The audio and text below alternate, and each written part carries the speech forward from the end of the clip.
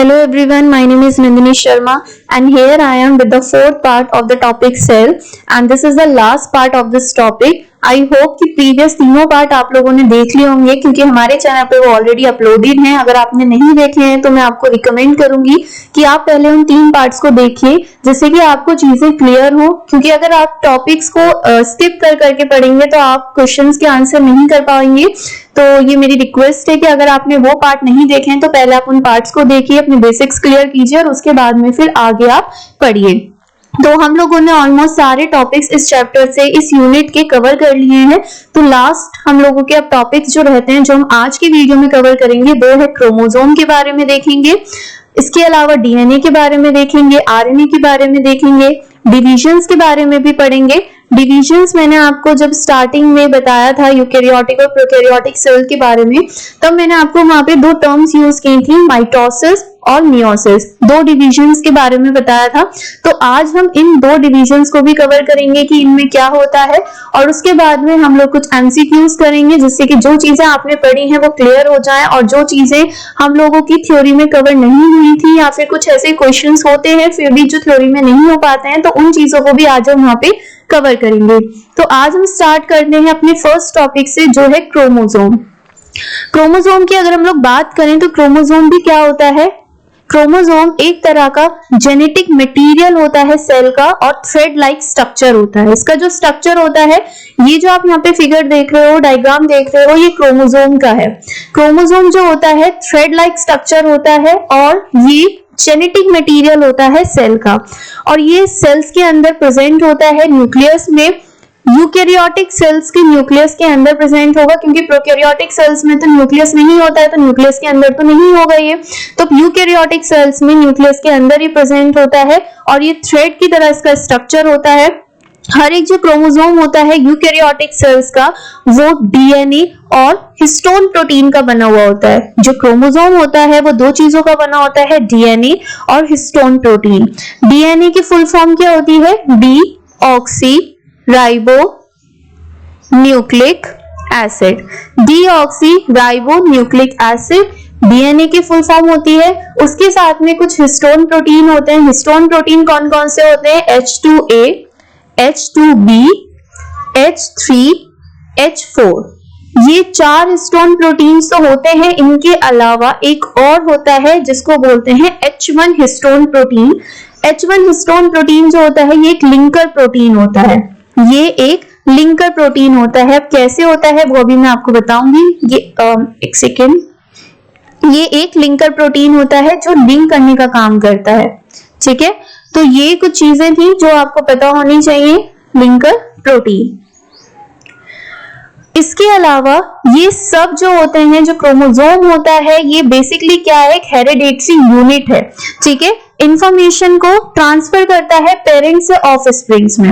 जो भी इंफॉर्मेशन है पेरेंट से ऑफ स्प्रिंग्स में या प्रोजेनी में जो वो जाती है तो वो कौन लेकर जाता है? क्रोमोसोम पे, क्रोमोसोम्स के थ्रू जाती है। क्रोमोसोम के ऊपर जीन्स प्रेजेंट होते हैं जो एक्चुअल में उन इंफॉर्मेशन को कैरी किए हुए होते हैं, जो उन इंफॉर्मेशन को कैरी किए हुए होते हैं। जैसे कि ऑफ स्प्रिंग के हेयर का कलर क्या होगा, उनकी आई का कलर क्या होगा, स्किन टोन क्या होगा, ये जो डिफरेंट टाइप ऑफ कैरेक्टर्स होते हैं ये सब कौन कैरी करके लेके जाता है? जीन्स कैरी करके लेके जाते हैं। और जीन्स कहाँ लोकेटेड होते हैं? क्रोमोसोम्स के ऊपर प्रेजेंट होते हैं। इसीलिए द स्मॉलेस्ट यूनिट जीन, इसलिए जो क्रोमोसोम होता है उसकी स्मॉलेस्ट यूनिट क्या होती है? जीन होती है। और जीन जो टर्म थी, टर्म की बात कर रही हूं मैं, जीन जो टर्म थी वो किसने दी थी? जोनासन साइंटिस्ट ने दी थी। ये भी क्वेश्चन पूछा जाता है बहुत बार कि किस साइंटिस्ट ने जीन टर्म को कॉइन किया था। तो आपको याद रखना है जोनासन ने जो जीन टर्म है उसको कॉइन किया था। ये जो क्रोमोसोम होता है क्योंकि इंफॉर्मेशन को लेके जा रहा है from parent to the offspring, इसलिए इसको हम लोग बोलते हैं कि ये हेरिडेटरी यूनिट है और ये हेरिडिटी में हेल्प करती है।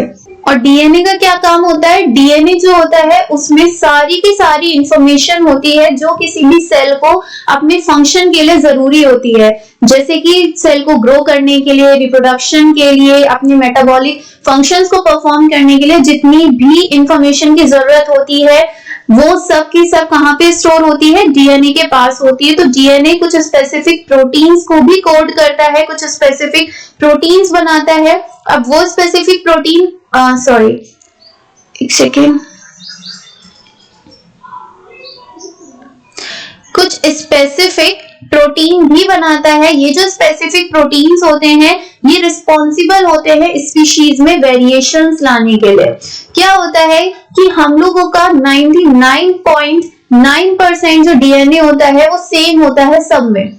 99.9% डीएनए सभी ऑर्गेनिज्म में सेम होता है, सिर्फ 0.1% जो डीएनए होता है वो अलग होता है, और इस 0.1% डीएनए की वजह से ही वेरिएशंस आते हैं। आपने देखा होगा कि ऐसा नहीं होता कि जैसे हम हैं वैसे हमारे साथ वाले हों, हर किसी के अपने अलग अलग फीचर्स, कैरेक्टर्स होते हैं, ऐसा नहीं है। और अगर ट्विंस की भी हम लोग बात करते हैं तो ट्विंस में भी बिल्कुल सिमिलैरिटी, ऐसा नहीं है कि 100% वो सिमिलर होते हैं, ठीक है, कुछ ना कुछ माइनर उन लोगों में भी थोड़ा सा डिफरेंस होता है। तो जो 0.1% डीएनए है वो रिस्पॉन्सिबल होता है वेरिएशंस के लिए। तो डीएनए कुछ स्पेसिफिक प्रोटीन्स को भी कोड करता है जो वेरिएशंस लाने के लिए रिस्पॉन्सिबल होते हैं, एक स्पीशीज को दूसरी स्पीशीज से अलग करते हैं।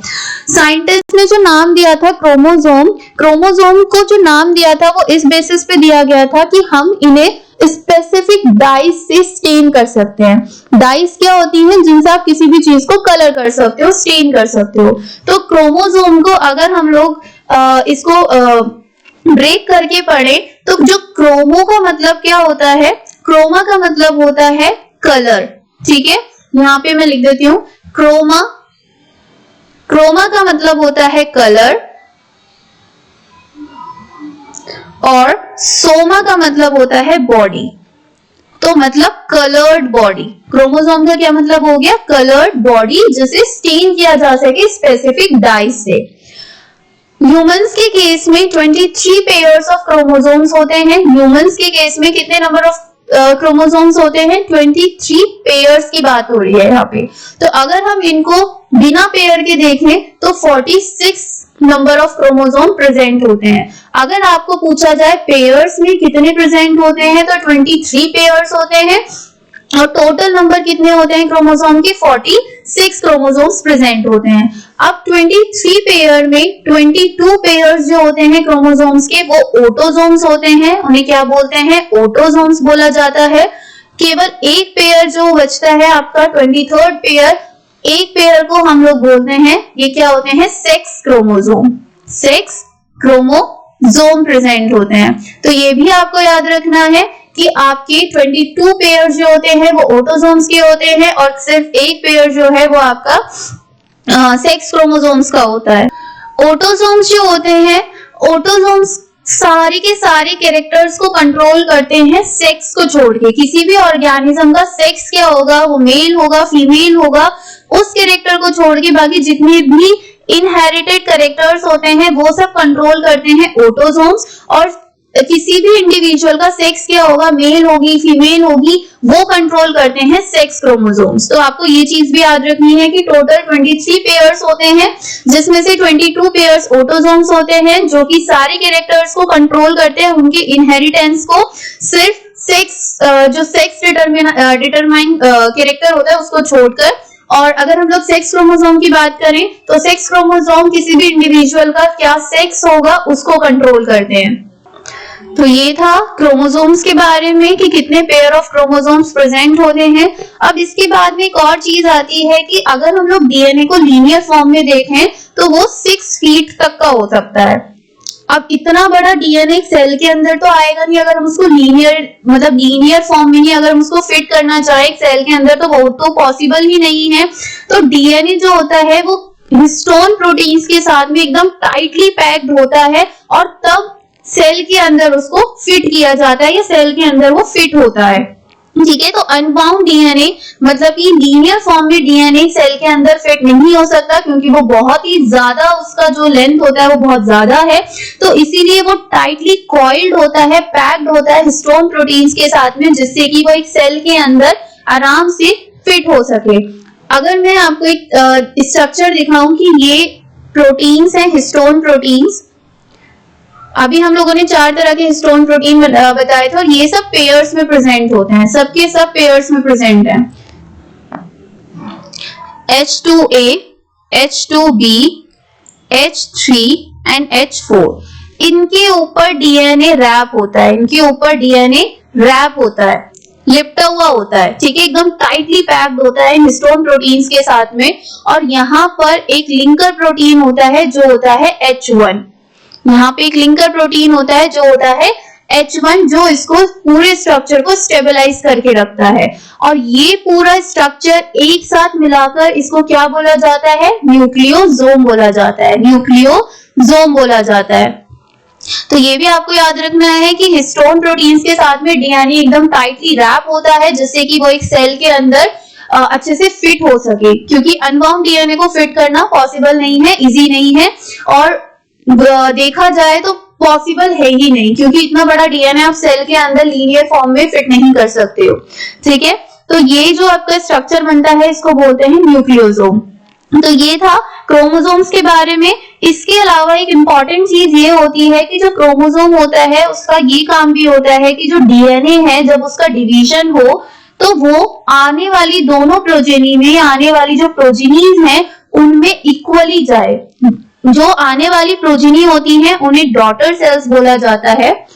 तो उनका काम होता है क्रोमोसोम का ये इंश्योर करना कि जो डीएनए है वो डॉटर सेल्स में इक्वली जाए। अगर जरा सी भी इरेगुलरिटी हुई या फिर जरा सा भी कुछ भी इधर उधर हुआ तो उसकी वजह से भी बहुत सारी डिसीजेस हो सकती हैं उस इंडिविजुअल में। तो इसीलिए बहुत ही क्रूशियल स्टेप होता है डिवीजन का कि इक्वली जो डीएनए है वो जाए अपने आगे वाले डॉटर सेल्स में। This is all about chromosome. Chromosome यही था क्रोमोसोम के बारे में। अब हम लोग आगे नेक्स्ट टॉपिक पे चलते हैं, डीएनए। डीएनए एंड आरएनए हम दोनों के बारे में पढ़ेंगे, बट पहले हम लोग डीएनए के बारे में देखते हैं क्या होता है। डीएनए जो होता है इसकी फुल फॉर्म होती है डीऑक्सीराइबोस न्यूक्लिक एसिड या डीऑक्सीराइबो न्यूक्लिक एसिड। ये एक मॉलिक्यूल होता है जिसमें सारे के सारे इंस्ट्रक्शंस प्रेजेंट होते हैं जो किसी भी ऑर्गेनिज्म की ग्रोथ के लिए, उसके रिप्रोडक्शन के लिए, उसके सर्वाइवल के लिए, उसके फंक्शन के लिए जरूरी होते हैं। जो डिस्कवरी हुई थी डीएनए की वो फ्रेडरिक मिशर ने की थी। उन्होंने सबसे पहले डिस्कवर किया था कि इस तरह का कुछ है जो सेल के अंदर प्रेजेंट होता है, लेकिन इसका जो प्रॉपर स्ट्रक्चर दिया था डीएनए का वो जेम्स वॉटसन और फ्रांसिस क्रिक ने दिया था 1953 में। ये चीजें आपको याद रखनी है कि सबसे पहले जो इसको डिस्कवर किया गया था वो फ्रेडरिक मिशर ने किया था, लेकिन इसका जो स्ट्रक्चर दिया था वो जेम्स वॉटसन ने और फ्रांसिस क्रिक ने दिया था। यहाँ से क्वेश्चन पूछा जाता है तो आप ये दोनों चीजें याद रखोगे। जितने भी इंस्ट्रक्शंस होते हैं डीएनए में वो सब एक सेल के अंदर प्रेजेंट है, क्योंकि सेल के अंदर न्यूक्लियस है उसके अंदर ही प्रेजेंट है। और ये क्या होता है, पेरेंट से ऑफस्प्रिंग्स में जाता है, पेरेंट से उनके चिल्ड्रंस में जाता है इंस्ट्रक्शंस को लेके, इंफॉर्मेशन को लेके। डीएनए जो होता है वो न्यूक्लियस में मिलता है और डीएनए की जो बैकबोन होती है वो न्यूक्लियोटाइड होती है। जैसे हम लोगों को खड़े होने के लिए हमारी बैकबोन का सपोर्ट चाहिए होता है, इसी तरीके से डीएनए के फॉर्मेशन में न्यूक्लियोटाइड्स जो होते हैं वो उसकी बैकबोन होते हैं जो उसको स्ट्रक्चर प्रोवाइड करते हैं। न्यूक्लियोटाइड बेसिकली होते क्या है, sugar plus nitrogenous basis plus phosphate group. Sugar कौन सी होती है, डीएनए के केस में जो शुगर होती है वो होती है डीऑक्सीराइबोस शुगर। डीऑक्सीराइबोस शुगर याद रखिएगा, या ये चीज पूछी जाती है। और आरएनए के केस में जो शुगर होती है वो खाली राइबोस शुगर होती है।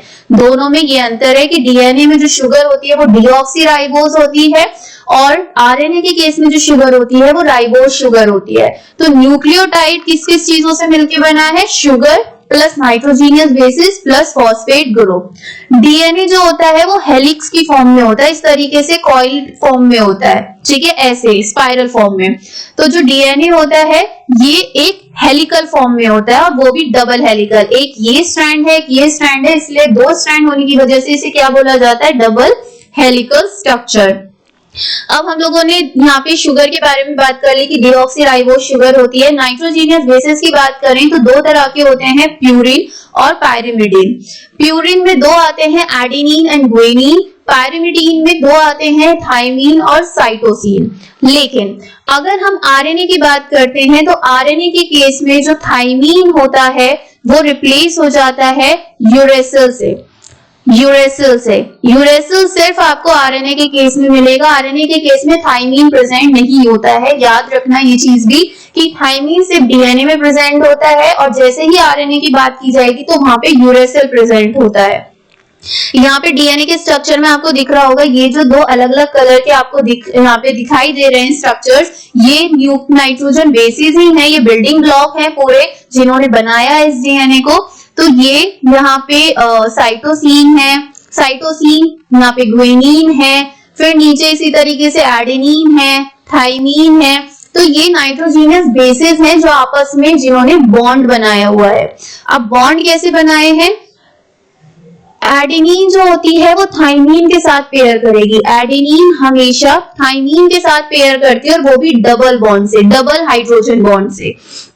एडेनिन और थायमीन के बीच में हमेशा डबल हाइड्रोजन बॉन्ड प्रेजेंट होता है, याद रखिएगा ये बात। और गुआनिन हमेशा साइटोसिन के साथ बॉन्ड फॉर्मेशन करती है और वो हमेशा 3 हाइड्रोजन बॉन्ड से कनेक्ट होती है, वो हमेशा 3 हाइड्रोजन बॉन्ड से कनेक्ट होती है। तो एडेनिन थायमीन के बीच में 2 हाइड्रोजन बॉन्ड प्रेजेंट होते हैं और गुआनिन साइटोसिन के बीच में 3 हाइड्रोजन बॉन्ड होते हैं। और आरएनए के केस में यहाँ पे थायमीन की जगह रिप्लेस हो जाता है यूरेसिल, ठीक है, यूरेसिल आ जाता है। न्यूक्लियोटाइड के बारे में आपने देखा, एक और टर्म आती है जिसको बोलते हैं न्यूक्लियोसाइड। अब न्यूक्लियोसाइड क्या होता है? अगर आप न्यूक्लियोटाइड वाले स्ट्रक्चर में से माइनस कर दो फॉस्फेट ग्रुप, तो जो आपके पास स्ट्रक्चर बचता है उसको बोलते हैं न्यूक्लियोसाइड। और अगर हम इसे सिंपल समझें तो न्यूक्लियोसाइड क्या होती है? अगर आप शुगर और नाइट्रोजीनियस बेसिस को ही सिर्फ देख रहे हो या फिर सिर्फ यही दोनों मिलकर न्यूक्लियोसाइड बनाती है, दैट मीन्स कि न्यूक्लियोसाइड में फॉस्फेट ग्रुप का इन्वॉल्वमेंट नहीं होता, सिर्फ शुगर और नाइट्रोजीनियस बेसिस प्रेजेंट होते हैं, तो वो स्ट्रक्चर होता है न्यूक्लियोसाइड का। अब अगर हम एक हेलिक्स ऑफ डीएनए की बात करें तो एक हेलिक्स की लेंथ होती है 3.4 नैनोमीटर। एक हेलिक्स की जो लेंथ होती है वो कितनी होती है? 3.4 नैनोमीटर। एक हेलिक्स में बस एक हेलिक्स में कितने बेस पेयर्स प्रेजेंट होते हैं? 10 बेस पेयर। ये याद रखिएगा, ये क्वेश्चन बहुत बार पूछा जाता है कि कितने नंबर ऑफ बेस पेयर एक टर्न में या एक हेलिक्स में प्रेजेंट होते हैं। अब नेक्स्ट आता है कि अगर आप डीएनए को ही डीएनए से बना रहे हो तो उस प्रोसेस को रेप्लिकेशन बोलते हैं। मतलब जब डीएनए अपनी ही कॉपी बना रहा है, अपना ही नंबर इंक्रीज कर रहा है, तो वो प्रोसेस कहलाता है रेप्लिकेशन। और रेप्लिकेशन प्रोसेस करने के लिए डीएनए को एक एंजाइम की जरूरत पड़ती है जिसको बोलते हैं DNA polymerase enzyme. Let me raise this first. तो डीएनए जो होता है उसको अपनी ही रेप्लिकेशन करने के लिए, अपने आप की कॉपी बनाने के लिए एक एंजाइम की जरूरत पड़ती है जिसको डीएनए पॉलीमरेज एंजाइम कहा जाता है। डीएनए से आरएनए जो बनता है, मैंने आपको कल की भी वीडियो में बताया था कि डीएनए होता है, डीएनए अपना रेप्लिकेशन करता है, डीएनए अपना रेप्लिकेशन करता है, उसके बाद में वो एमआरएनए बनाता है एंड देन वो प्रोटीन्स बनाता है। तो जो डीएनए एमआरएनए बनाएगा या डीएनए से जो आरएनए बनता है उस प्रोसेस को बोला जाता है ट्रांसक्रिप्शन। ट्रांसक्रिप्शन प्रोसेस उसको बोला जाता है। और ट्रांसक्रिप्शन प्रोसेस के लिए भी कुछ एंजाइम्स की जरूरत पड़ती है, उन्हें बोलते हैं ट्रांसक्रिप्टेज एंजाइम्स। इसी तरीके से अब यहाँ पे क्या हो रहा था? डीएनए से आरएनए बन रहा था। अब अगर हम इसको रिवर्स डायरेक्शन में करें, अगर हम आरएनए से डीएनए बनाते हैं तो इसको बोलते हैं रिवर्स ट्रांसक्रिप्शन। Reverse transcription. अगर आप रिवर्स डायरेक्शन में बनाओगे, आरएनए से डीएनए बनाओगे तो उसको रिवर्स ट्रांसक्रिप्शन कहते हैं। और अगर आरएनए से प्रोटीन्स बनाते हो, आरएनए से जो फर्दर प्रोटीन्स बनते हैं उस प्रोसेस को बोलते हैं ट्रांसलेशन। उस प्रोसेस को बोलते हैं ट्रांसलेशन। ये कुछ प्रोसेस है कि हम लोग जब डीएनए से डीएनए बनता है तो उस प्रोसेस को क्या बोलते हैं? डीएनए टू आरएनए क्या बोला जाता है प्रोसेस? आरएनए से प्रोटीन्स बनते हैं, तो उस प्रोसेस को क्या बोलते हैं। तो ये टर्मिनोलॉजीज हैं जो यूज की जाती है प्रोसेसेस के लिए, आपको याद रखनी है और इनके लिए एंजाइम्स की जरूरत पड़ती है। साथ में आपको इस टॉपिक में याद रखना है न्यूक्लियोसाइड और न्यूक्लियोटाइड का क्या कॉम्पोजिशन होता है, एडेनिन कितने बॉन्ड्स के साथ थाइमिन से अटैच होती है, ग्वानिन कितने बॉन्ड्स के साथ में साइटोसिन के साथ में अटैच्ड होती है, एक हेलिकल टर्न में कितने नंबर ऑफ बेस पेयर्स आते हैं, ये चीजें आपको याद रखनी है। साथ में स्ट्रक्चर ऑफ डीएनए किसने प्रोवाइड किया था वो आपको याद रखना है। उसके अलावा आपको याद रखना है कि जो सबसे पहले डीएनए के बारे में बताया था वो किसने बताया था। ठीक है, तो ये कुछ चीजें हैं जो यहाँ से क्वेश्चंस की फॉर्म में आती हैं, तो ये चीजें आपको याद रखनी है। नेक्स्ट आरएनए, नेक्स्ट आता है आरएनए। आरएनए की फुल फॉर्म होती है राइबो न्यूक्लिक एसिड, और ये भी एक तरह का जेनेटिक मटेरियल होता है। ज्यादा वायरसेस में ये आपको मिलता है, ज्यादातर वायरसेस में आपको ये जेनेटिक मटेरियल आरएनए मिलता है। ये न्यूक्लियस के अंदर ही मिलता है, और आरएनए जो होता है ये सिंगल स्ट्रैंडेड होता है।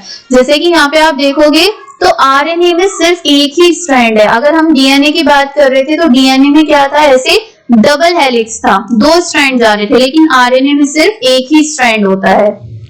और आरएनए क्या काम करता है, वो राइबोसोम को हेल्प करता है प्रोटीन्स बनाने के लिए, वो राइबोसोम्स को हेल्प करता है प्रोटीन फॉर्मेशन के लिए। तो ये आरएनए का काम होता है, और ये ज्यादातर वायरसेस में मिलता है, और ये सिंगल स्ट्रैंडेड होता है। नेक्स्ट टॉपिक आता है सेल डिवीजन। सेल डिवीजन 2 तरह का था, माइटोसिस और मियोसिस।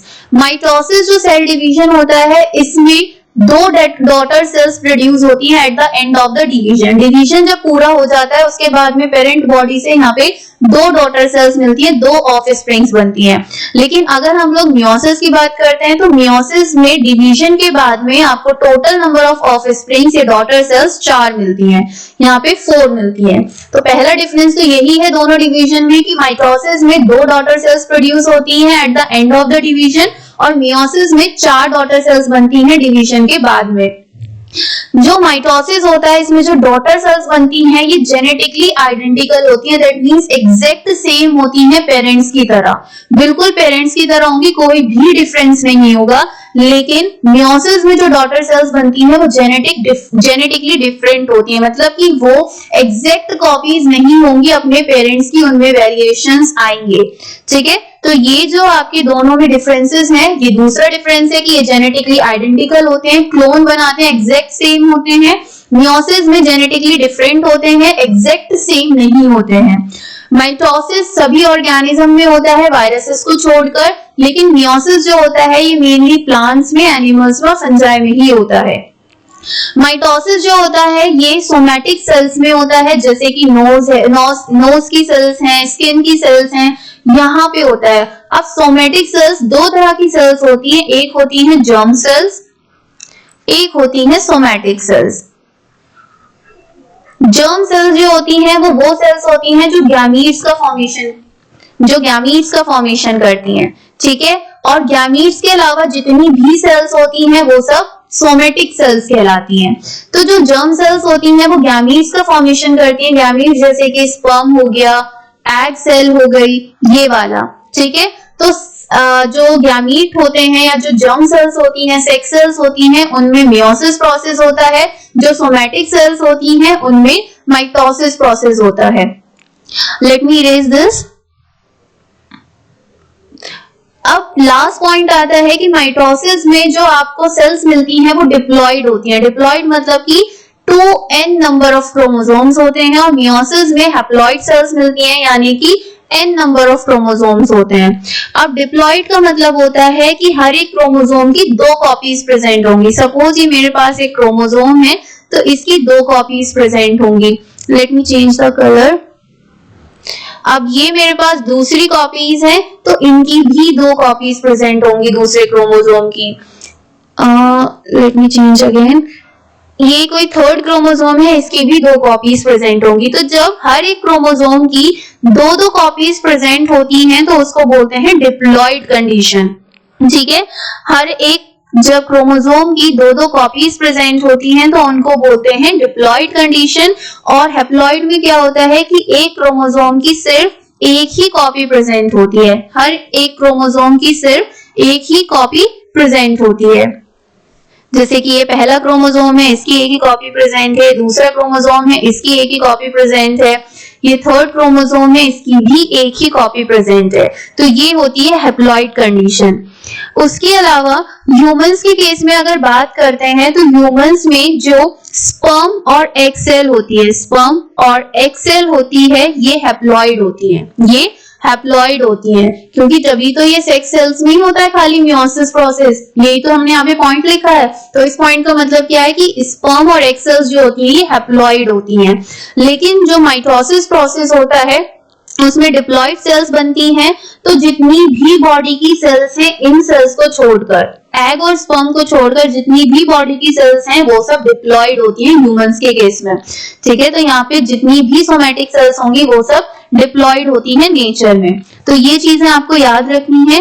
ह्यूमंस में नंबर ऑफ क्रोमोसोम कितने होते हैं? 23 पेयर्स ऑफ क्रोमोसोम्स होते हैं और नंबर्स में 46 क्रोमोसोम्स होते हैं। तो ये कुछ था क्रोमोसोम, डीएनए के बारे में और डिवीजन के बारे में। आई होप आपको ये चीजें समझ में आई हैं। और अगर कुछ भी प्रॉब्लम है तो आप मुझसे पूछ सकते हो कमेंट सेक्शन में। आप मुझे टेलीग्राम पे भी जाकर क्वेश्चन, अपनी क्वेरी पूछ सकते हो, क्वेश्चन पूछ सकते हो। फेसबुक पे भी आप मुझे अपनी कुछ भी क्वेरी है तो वो पूछ सकते हो, या फिर आप मुझे इंस्टाग्राम पे भी अपनी क्वेरी जो है वो बता सकते हो। ये सब हमारी सोशल हैंडल्स हैं, तो आप वहां पे जाकर भी हमें फॉलो कर सकते हो और अपनी जो क्वेरीज हैं वो पूछ सकते हो। अब ये कुछ क्वेश्चंस आते हैं इसी से रिलेटेड जो चीजें हम लोगों ने पढ़ी हैं। The process of cell division can take place by, cell division कौन से प्रोसेस से होता है? तो ये 4 ऑप्शन है। इन 4 ऑप्शंस में से करेक्ट ऑप्शन आपको मुझे बताना है कमेंट सेक्शन में। Which of the following are the function of plasma membrane? Plasma membrane का काम इनमें से क्या होता है? ये भी चीज आप मुझे बताओगे कि क्या फंक्शन परफॉर्म करती है plasma membrane. Longest cell in the human body, सबसे लंबी सेल कौन सी होती है ह्यूमन बॉडी में? ये भी क्वेश्चन आप मुझे कमेंट सेक्शन में आंसर करोगे। लास्ट क्वेश्चन है, in the cell which function is not perform in the absence of ribosome. अगर राइबोसोम्स नहीं होंगे सेल के अंदर तो सेल कौन सा काम नहीं कर पाएगी? तो ये भी आप मुझे बताओगे कि कौन सा काम सेल नहीं कर पाएगी अगर उसके पास राइबोसोम्स नहीं है। नेक्स्ट ये कुछ एमसीक्यूज हैं जो कि मिक्स्ड हैं, अभी तक जितना भी आपने पढ़ा उन सबसे रिलेटेड हैं। फर्स्ट क्वेश्चन है कि बैक्टीरिया की जो सेल वॉल होती है वो किसकी बनी हुई होती है? तो बैक्टीरिया की जो सेल वॉल होती है वो पेप्टाइडोग्लाइकन की बनी हुई होती है। ये चीज आप याद रखना कि जो बैक्टीरिया होते हैं उनमें जो सेल वॉल होती है वो पेप्टाइडोग्लाइकन की बनी हुई होती है, पेप्टाइडोग्लाइकन की बनी हुई होती है। और प्लांट्स में जो सेल्स होती हैं वो सेल्यूलोज और पैक्टिन की बनी हुई होती है। और जो फंजाई होती हैं, फंजाई में जो सेल्स होती हैं वो काइटिन की बनी हुई होती हैं। तो ये सेल वॉल कॉम्पोजिशंस आप याद रखना तीनों में किस किस का होता है। तो बैक्टीरिया की जो सेल वॉल होती है वो पॉलीसेकेराइड की बनी हुई होती है। Golgi body is also known as, Golgi body को इनमें से किस नाम से और पुकारा जाता है? तो ये चीज हम लोगों ने थ्योरी पोर्शन में कवर नहीं की थी। तो गोल्जी बॉडी को हम लोग लिपोकॉन्ड्रिया के नाम से भी जानते हैं क्योंकि इसमें हाई लिपिड कंटेंट होता है। इनिशियली जब इसका नाम रखा गया था तो इसको लिपोकॉन्ड्रिया बोला जाता था क्योंकि इसमें हाई लिपिड कंटेंट प्रेजेंट होता था, प्रेजेंट होता है, इसीलिए इसको बोला जाता था। ब्लू ग्रीन एल्गी क्या है? ब्लू ग्रीन एल्गी प्रोकैरियोट है, यूकैरियोट है, दोनों है या फिर इनमें से कुछ भी नहीं है? तो ब्लू ग्रीन एल्गी एक तरह का प्रोकैरियोटिक ऑर्गेनिज्म होते हैं। ठीक है, ब्लू ग्रीन एल्गी को साइनोबैक्टीरिया भी कहा जाता है। याद रखिएगा कि ब्लू ग्रीन एल्गी का दूसरा नाम साइनोबैक्टीरिया है और ये एक प्रोकैरियोटिक होता है। नेक्स्ट है कि सेल थ्योरी किस पे अप्लाइड नहीं होती? किस ऑर्गेनिज्म ने सेल थ्योरी का ड्रॉबैक क्रिएट किया या सेल थ्योरी का ड्रॉबैक किसे कहा जाता है? तो कौन है? एल्गी है, बैक्टीरिया है, वायरस है या फंजाई है? तो इनमें से कौन सा ऐसा ऑर्गेनिज्म है जो सेल थ्योरी का ड्रॉबैक है? तो वो होता है वायरस, वो होता है वायरस। नेक्स्ट है प्लांट की जो सेल वॉल होती है वो मेनली किस चीज की बनी हुई होती है? तो प्लांट की जो सेल वॉल होती है वो किस चीज की बनी होती है? सेल्यूलोज की बनी होती है। किसकी होती है? सेल्यूलोज की। इनमें से कौन सी चीज केवल प्लांट सेल में ही प्रेजेंट है? मतलब एनिमल सेल के पास में वो चीज नहीं होगी, सिर्फ और सिर्फ प्लांट सेल में ही प्रेजेंट होती है। तो ER हमने दोनों कैटेगरीज में पढ़ा था, राइबोसोम्स भी दोनों में पढ़ा था, सेंट्रियोल्स भी दोनों में होते हैं। सिर्फ सेंट्रल लार्ज वैक्यूल ही प्लांट्स के केस में होता है, क्योंकि एनिमल्स में स्मॉल वैक्यूल प्रेजेंट होता है। तो करेक्ट आंसर क्या हो गया? Large central vacuole. Who has presented the cell theory? Cell theory किन दो साइंटिस्ट ने दी थी? स्लाइडन और श्वान ने दी थी। Which cell organelle is the site of ribosome synthesis? कहाँ पे कौन सी सेल ऑर्गेनेली है जिसमें राइबोसोम्स बनते हैं? तो वो सेल ऑर्गेनेली है जहाँ पे राइबोसोम्स बनते हैं, वो कौन सी है बताइए? इसमें ये जो फर्स्ट ऑप्शन है गलत है यहाँ पे, ठीक है, इसकी जगह पे हम लोग लिख लेते हैं यहाँ पे न्यूक्लियोलस।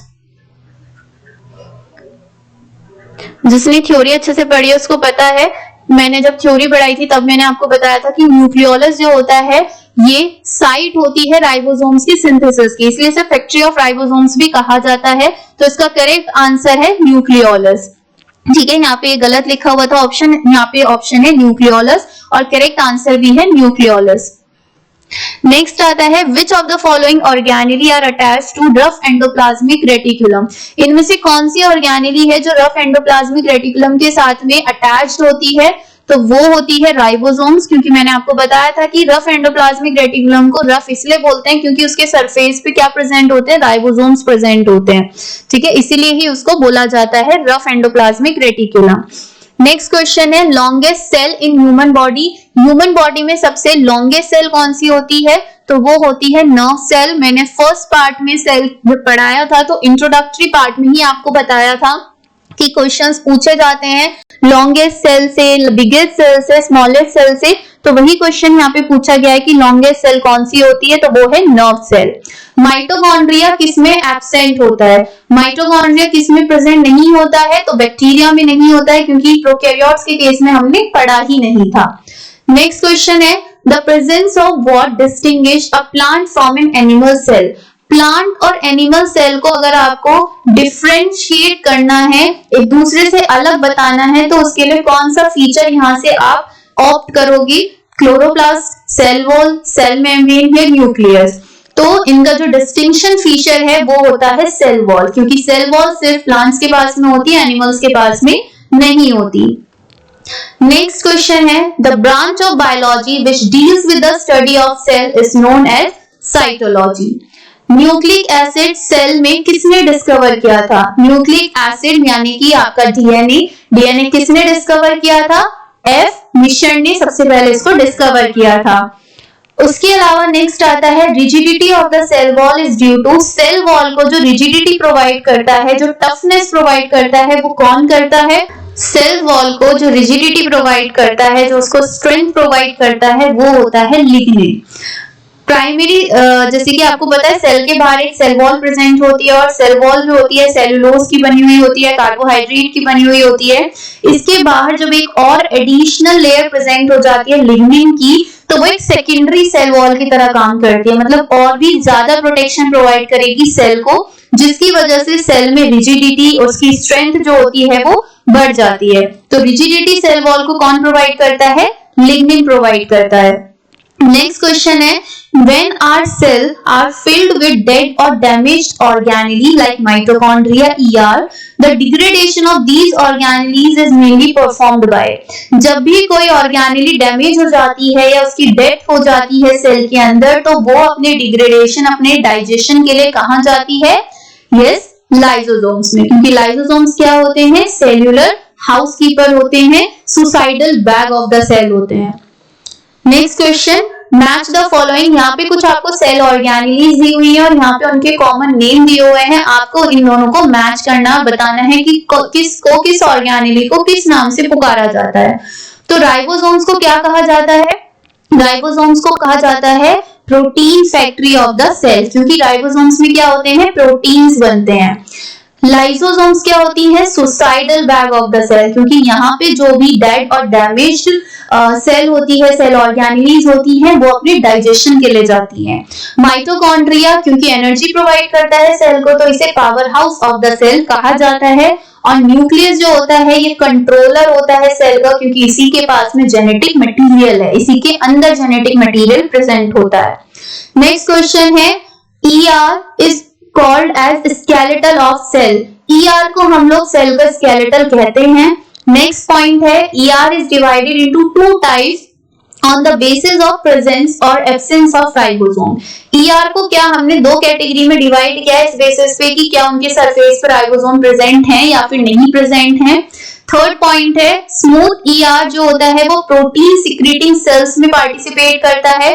तो स्मूथ एंडोप्लाज्मिक रेटिकुलम तो लिपिड्स के सिंथेसिस के लिए हेल्प करता है, लिपिड्स को बनाने में हेल्प करता है, या फिर कुछ स्टेरॉल हार्मोन्स को बनाने के लिए हेल्प करता है। प्रोटीन्स में तो रफ एंडोप्लाज्मिक रेटिकुलम इन्वॉल्व होता है, तो थर्ड पॉइंट तो बिल्कुल रॉन्ग है। सेकेंड पॉइंट बिल्कुल सही है कि राइबोसोम्स की प्रेजेंस और एब्सेंस की बेसिस पे ही हमने दो कैटेगरीज में उसे डिवाइड किया है कि अगर राइबोसोम प्रेजेंट है तो वो रफ होता है और अगर नहीं है तो वो स्मूथ होता है। और ये स्केलेटल तो होता ही है सेल का, क्योंकि उसको एक प्रॉपर स्ट्रक्चर प्रोवाइड करता है। तो इसीलिए इसमें से कौन सा करेक्ट स्टेटमेंट है? आंसर 1 एंड 2, मतलब कि point number 1 and 2 correct option है, जो कि ER के कैरेक्टरिस्टिक्स को बता रहा है। तो ये कुछ क्वेश्चंस थे जो मैंने मिक्स किए थे लास्ट में पूरे टॉपिक से रिलेटेड, और यहाँ पे सेल यूनिट जो है वो हमारी कंप्लीट होती है। इफ आपको कोई भी डाउट होता है, कोई भी प्रॉब्लम आती है, तो आप मुझे कमेंट बॉक्स में भी पूछ सकते हैं, या फिर हमें टेलीग्राम चैनल पे भी पूछ सकते हैं, इंस्टाग्राम पे, फेसबुक पे भी पूछ सकते हैं। और जितनी भी हम लोगों की लेटेस्ट अपडेट्स होती हैं वो टेलीग्राम चैनल पे ही सबसे पहले बताई जाती हैं। तो आपने अगर अभी तक ज्वाइन नहीं किया है तो आप उसको जाके वहां पे कनेक्ट हो जाइए टेलीग्राम चैनल से, जिससे कि जितनी भी लेटेस्ट अपडेट्स हैं वो आपको एज सून एज पॉसिबल मिल सके। और अगर आपको ये पूरा का पूरा जो यूनिट था सेल का वो अच्छा लगा हो और आपके लिए हेल्पफुल हो, तो आप अपने फ्रेंड्स को भी शेयर करिए और लाइक कीजिए और सब्सक्राइब कीजिए चैनल को, जिससे कि और भी ज्यादा जो वीडियोस आएंगी आप उनको अच्छे से देख सकें और अपना एग्जाम को क्रैक कर सकें। और आई होप आपको ये वीडियो अच्छी लगी, और अच्छी लगी है तो लाइक कीजिए, शेयर कीजिए और चैनल को सब्सक्राइब कीजिए। Thank you.